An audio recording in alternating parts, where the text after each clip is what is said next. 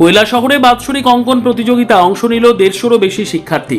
কৈলাসহরে সুর ভারতীয় কলা কেন্দ্রের তত্ত্বাবধানে এবং নিউ ক্যানভাস আর্ট স্কুলের উদ্যোগে রবিবার পিএম শ্রী আরকেআই স্কুল প্রাঙ্গণে অনুষ্ঠিত হলো বাৎসরিক অঙ্কন প্রতিযোগিতা।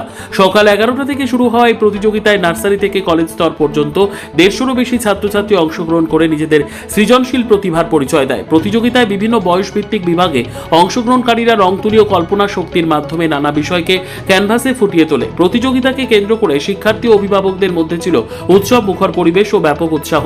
নিউ ক্যানভাস আর্ট স্কুলের প্রিন্সিপাল সন্দীপ দে জানান, প্রতি বছরের ধারাবাহিকতায় এবারও এই অঙ্কন প্রতিযোগিতার আয়োজন করা হয়েছে।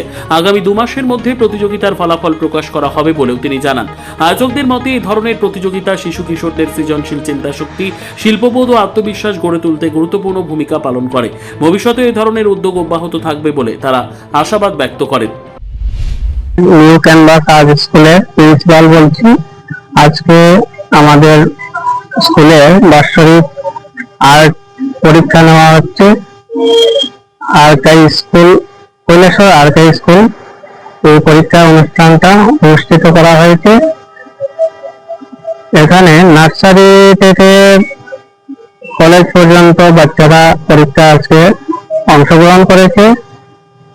প্রায় 150-200 জনের মতন এই পরীক্ষায় অংশগ্রহণ করেছে। কোন কোন বয়সে রয়েছে? এখানে রয়েছে ক্লাস 5 প্লাস থেকে